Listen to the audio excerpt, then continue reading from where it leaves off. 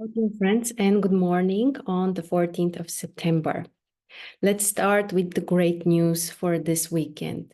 We are going to have a trine between Venus and Jupiter, the two major benefactors in astrology, or in other words, the planets which are considered to be the most harmonious, the ones that bring you joy and something new, and in other words, the planets which can change something in a positive direction.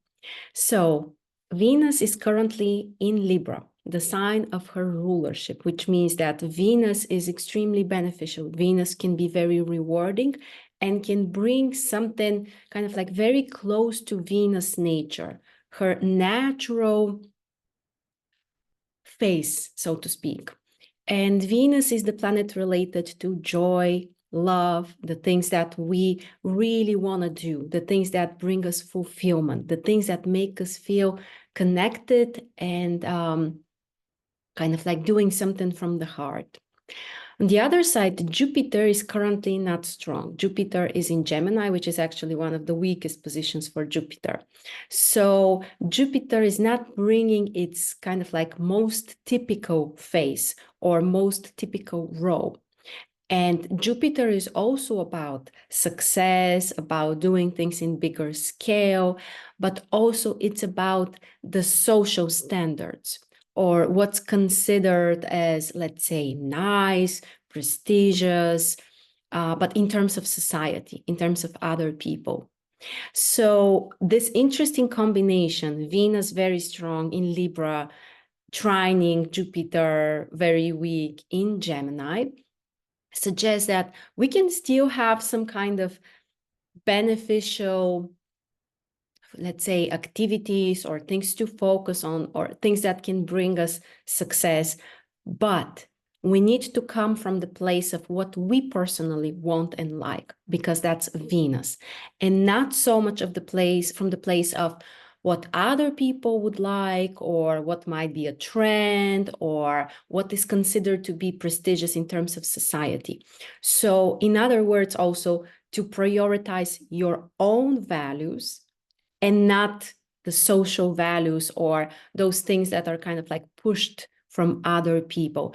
And here we don't talk about conflict because we have a trine. This is a harmonious aspect. So there shouldn't be a conflict between what you want and what, let's say, other people expect or what is considered to be, let's say, prestigious. No, it's not through conflict. It's not through fights. It's not through feeling separated or excluded. But by focusing more on the things that you really want to do, the things that bring you joy, the things that you would love, then in this way also you can find your place in some kind of social context, or you may even be more successful in something. And overall, this can bring you more growth. So again, a very nice combination. It will affect us during the whole weekend and even after that, but the weekend is the peak level of the energy. That's why we are talking about this now, even though we will feel this also during next week as well. But the weekend is the time when the energy is most intense. So my recommendation for you is to focus on something that you would really enjoy from a place of kind of like doing something for yourself and something that would bring you more harmony, more balance, more joy in your life right now. And from there, things will unfold in a really positive direction. Let's take a look at the other stuff, which are also quite interesting for today. So we have the moon at the end of Capricorn early in the morning, which means that throughout the day, the moon will also move to Aquarius. So basically, most of the day, the moon will be in Aquarius, which after the last 2 days with the moon in Capricorn feels like a relief. It may feel like we have some kind of freedom or some kind of new opportunities. Things are like more dynamic. Things are happening faster. There could be more variety, more interesting, unexpected experiences as well. But before the moon moves to Aquarius, it will meet with Pluto.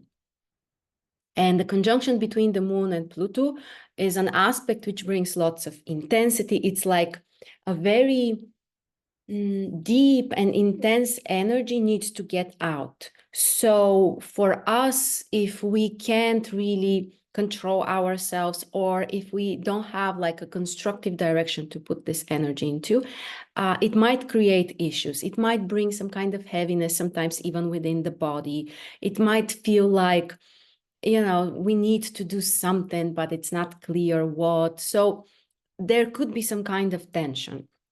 But throughout the day, the more we get towards the middle of the day, the afternoon and the evening, the more this energy will decrease and will feel lighter. So the very beginning of the day is more intense, potentially more challenging. But we also have a very interesting configuration. So I will show you here. This configuration, the Sun trining Uranus, trining the Moon and Pluto, also opposition with Neptune. This is what we call Kite Configuration. The Kite Configuration is very interesting because it takes the whole chart. You can see that it kind of like looks very balanced within the whole wheel. It doesn't activate only one side or something which is only part of the whole thing. It's actually very evenly spread throughout the whole chart. So from one side, it means that we can focus either on many things or like something that is major and can have positive impact or influence on many other things in our life. And here there is also something specific. The Sun used to have an opposition with Saturn. It's still here, but the orbis is getting bigger and bigger, which means that the influence is smaller and smaller. So the peak level of this energy was like a week ago, something like this, or the very beginning of last week. And next, the Sun is transitioning more towards the opposition with Neptune.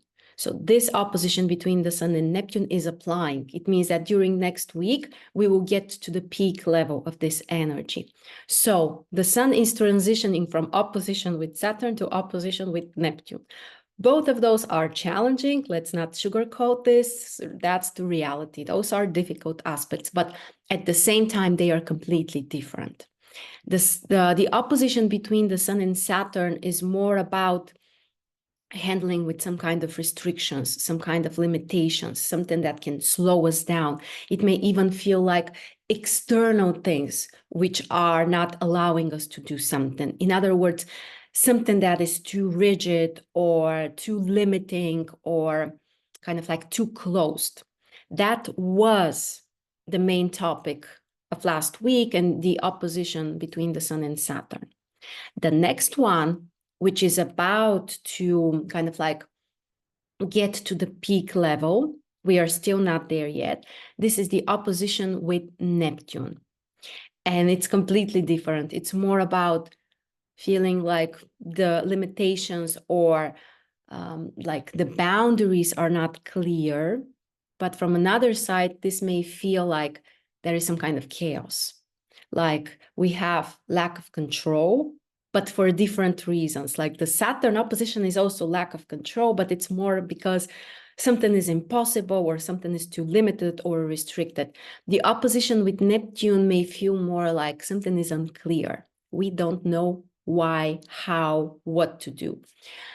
And it can bring this confusion, but this is also the time when we can let something unnecessary dissolve.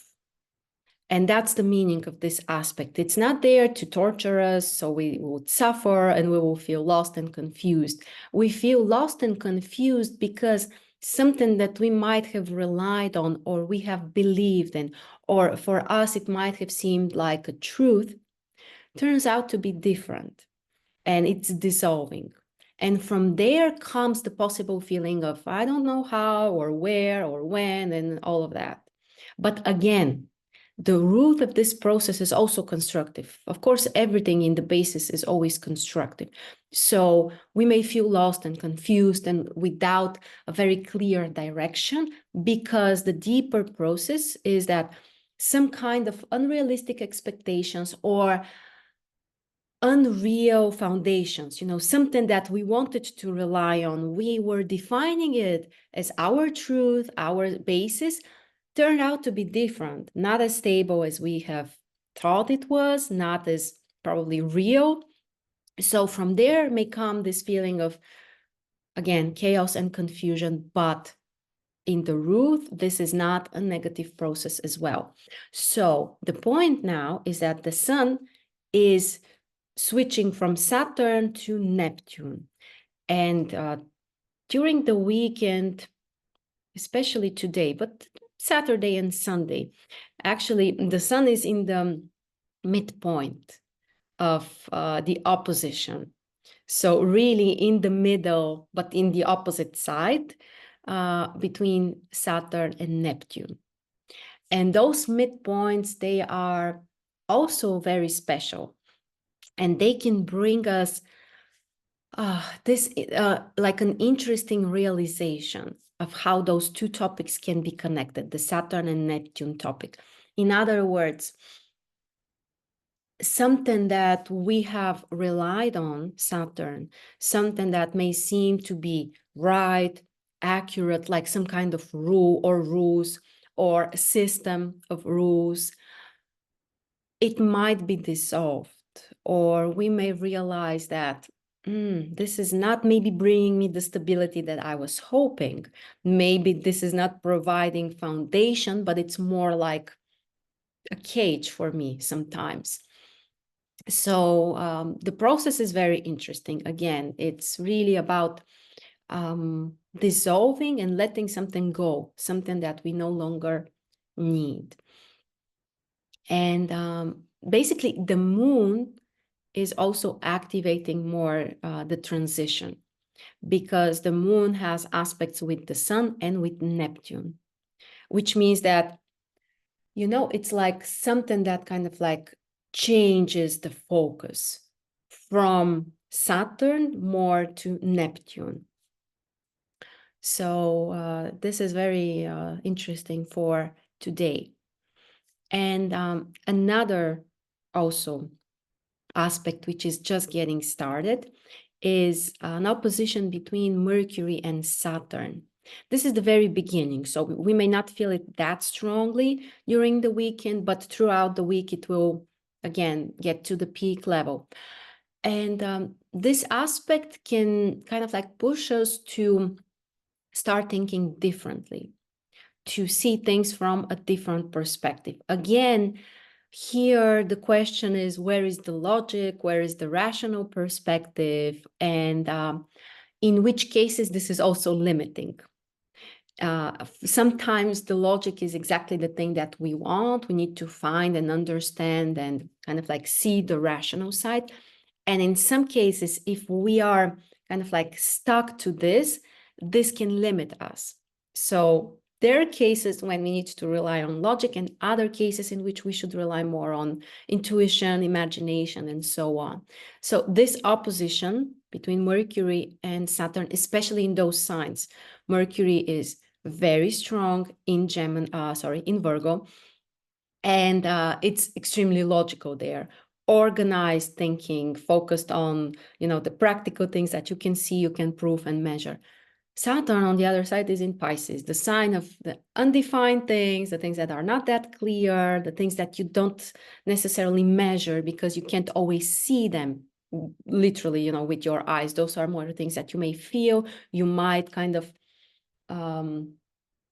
expect, but you can't always prove, you can't always know in advance if, that's really how it works. So it's not a simple aspect, and it requires from us to find a balance. The opposition is always about balance. It's not about ignoring one polarity and focusing only on the other. It's really about kind of like bringing them together. Because in every opposition, every polarity or two polarities are basically the two sides of the same thing. So finding this sweet spot or balance point between the logic and also the intuition. And when we can use both, then we can be much more efficient, successful, fulfilled. We can have like a richer experience. So we are not closing ourselves for one of those, but we are like bringing both of them together. So that's our overview for Saturday. As we can see, the kite is very interesting here. The moon moving to Aquarius is also the other focus, which can bring more lightness, more variety, more things that could be happening kind of like at the same time. And the Venus-Jupiter trine, which means that it would be much better for us if we can find something that we would really enjoy doing. And this is not just a waste of time. This is not just about, spending your Saturday in a nice way. This can also bring you some other benefits. So it's worth it to try and pay attention to this. Thank you very much for joining me today, my friends. Have a wonderful weekend, and I will see you tomorrow.